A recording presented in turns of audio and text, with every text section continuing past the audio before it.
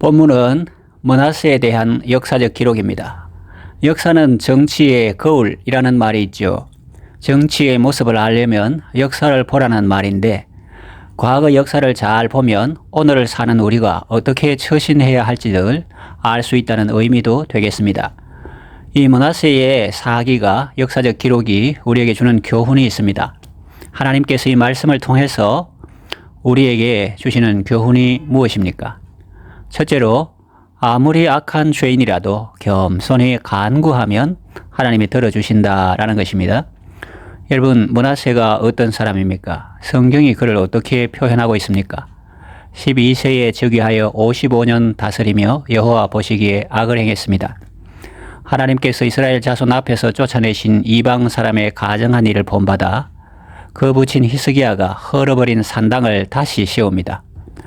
바알을 위하여 단을 쌓으며 아세라 목상을 만들며 하늘의 일월 성신을 숭배하여 섬겼습니다.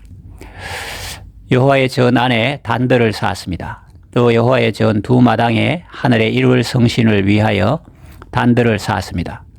또 흰놈의 아들 골짜기에서 그 아들들을 불 가운데로 지나게 했습니다. 점치며 사술과 요술을 행했습니다. 신접한 자와 박수를 신임했습니다. 하나님 보시기에 악을 많이 행해서 그 진노를 격발하였습니다. 또 자기가 만든 아로새긴 목상을 하나님의 전에 세웠습니다. 9절, 유다와 예루살렘 거민이 므낫세의 꾀임을 받고 악을 행한 것이 여호와께서 이스라엘 자손 앞에서 멸하신 열방보다 더욱 심하였더라 그랬습니다. 그래도 하나님은 므낫세와 그 백성에게 말씀해 주셨습니다. 그러나 그들은 듣지 않았습니다. 하나님께서 아수르 왕의 군대 장관들로 와서 치게 하셨습니다.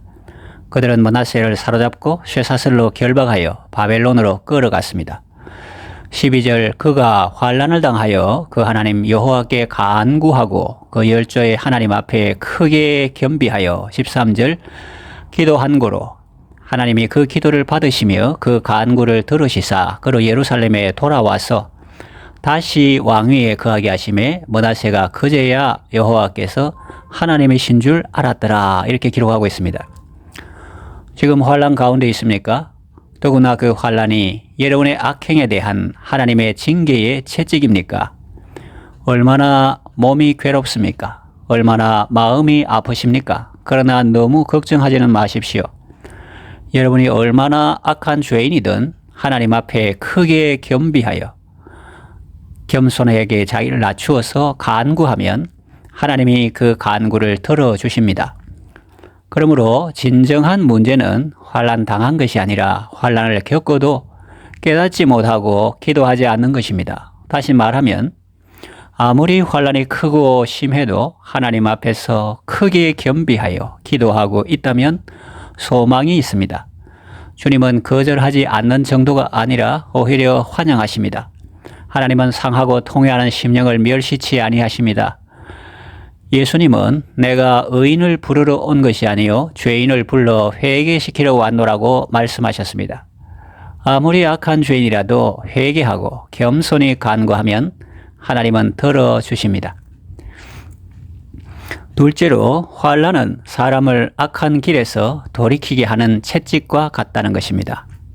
환난 좋아하는 사람 누가 있습니까? 아무도 없습니다. 누구나 다 어려움 없이 안전하고 평안하게 살아가기를 원합니다. 그런데도 왜 환난이 있느냐? 많은 유익이 있기 때문입니다. 그 중에 하나가 사람을 악한 길에서 돌이키게 하는 것입니다. 환난은 마치 쓴 약과 같습니다. 그 약을 먹을 때는 괴롭지만 먹고 나면 몸이 낫고 좋아지는 것입니다. 사도 베드로도 말합니다. 베드로후서 4장 1절에서 2절 말씀 보면 그리스도께서 이미 육체의 고난을 받으셨으니 너희도 같은 마음으로 갑옷을 삼으라. 이는 육체의 고난은 받은 자는 죄를 그쳤음이니 그 후로는 다시 사람의 정욕을 따르지 않고 하나님의 뜻을 따라 육체의 남은 때를 살게 하려 함이라 했습니다. 환난은 위대한 스승입니다. 천하의 악인 므낫세를 누가 하나님 앞에 무릎 꿇게 만들 수 있습니까? 아무도 없습니다. 그가 환난 당하기 전에 한 일들을 보십시오. 얼마나 반역적인가. 하나님의 전 안에 우상들을 세웠습니다. 자기 아들들을 불 가운데로 통과하게 합니다. 하나님을 욕되게 하고 하나님의 말씀에 정면으로 도전합니다. 이런 사람이 누구의 말을 듣겠습니까? 누가 그를 타이르고 설득하고 바른 길로 인도할 수 있겠습니까? 없습니다. 아무도 못합니다. 불가능합니다. 그러나 사람이 할 수 없는 일을 하나님은 하십니다. 환난을 통해서 돌이키게 하십니다. 12절 보십시오. 그가 환난을 당하여 그 하나님 여호와께 간구하고 라고 하지 않습니까? 아수르 왕의 군대 장관들이 와서 므낫세와 그 백성을 공격합니다. 므낫세는 적군에 사로잡혔습니다. 장렬하게 전사한 것도 아니고 불명예스럽게 생포되었습니다. 쇠사슬에 결박당했습니다. 바벨론으로 끌려갔습니다. 이것이 그가 당한 환난입니다.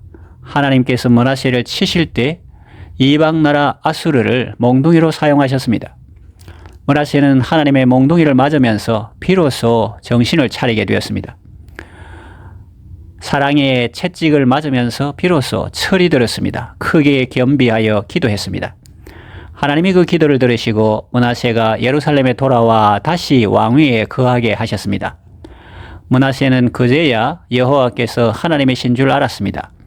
그 전에는 하나님이신 줄 몰랐다는 말입니다. 지식적으로는 알았을지라도 체험적으로는 몰랐습니다. 그런데 환난을 통과하면서 비로소 알게 되었다는 말입니다. 이후로 므낫세의 삶은 달라졌습니다. 여호와의 전에 우상을 제합니다. 여호와의 단을 중수하고 화목제와 감사제를 그 단 위에 드립니다. 유다를 명하여 이스라엘 하나님 여호와를 섬기게 합니다. 인생에 환난이 찾아왔을 때 낙심하거나 절망하지 말고 하나님을 더욱 의지하고 큰 은혜를 받는 기회로 삼으시기를 바랍니다. 셋째로, 언제나 주님과 동행하는 삶이 최상의 삶이다 하는 것입니다. 하나님의 권면의 말씀을 듣고 책망을 듣는 것도 좋은 일입니다. 징계를 받고 악한 길에서 돌이키는 것도 좋은 것입니다. 그러나 더 좋은 것은 언제나 주님과 동행하는 삶을 사는 것입니다. 무릇 징계가 당시에는 슬퍼 보인다고 했습니다. 자꾸 책망받고 징계 받아보십시오. 사랑해서 그런다는 본심은 알겠지만 정작 본인에게는 얼마나 힘들겠습니까? 본인만 힘들겠습니까? 옆에서 보는 사람은 또 얼마나 힘들까요? 무엇보다 아버지의 마음이, 하나님 아버지의 마음이 제일 힘들 것입니다. 여기서 힘들다는 표현은 힘에 부대낀다는 의미가 아니라 자식 생각에 애처로워하신다는 의미입니다. 책망받는 자녀도 힘들겠지만 책망하는 부모의 마음은 더 힘듭니다. 하나님 아버지의 마음도 그렇지 않을까 생각해 봅니다. 아마 이런 마음이 아닐까요? 제가 이걸 너무 힘들게 여기지 않을까? 내가 감당할 수 있는 일이라면 차라리 내가 감당하겠지만 본인이 해야 할 일이니 그럴 수도 없고 그러실 겁니다. 말씀드리고 싶은 것은 우리가 잘못된 길로 갈 때도 하나님의 사랑은 변함이 없지만 그 나타나는 모습이 우리에게는 아픔일 수 있다는 것입니다. 그래서 간절히 바라는 것이 있습니다. 그것은 우리가 즐겨 의의 길을 걷는 것입니다. 그러면 하나님도 기쁘시고 우리도 즐겁지 않겠습니까? 말씀을 정리하며 맺으려고 합니다. 아무리 악한 죄인이라도 겸손히 간구하면 하나님이 들어주십니다. 환난은 사람을 악한 길에서 돌이키게 하는 채찍과 같습니다. 악한 길에서 돌이키는 것도 좋은 일이지만 아예 처음부터 악한 길로 가지 않고 하나님을 즐거워하며 그 길로 행하는 것이 더 좋은 일입니다. 언제나 주님과 동행하는 삶이 최상의 삶입니다. 주님을 모시고 아름답고 복된 삶을 살아가시기를 바랍니다.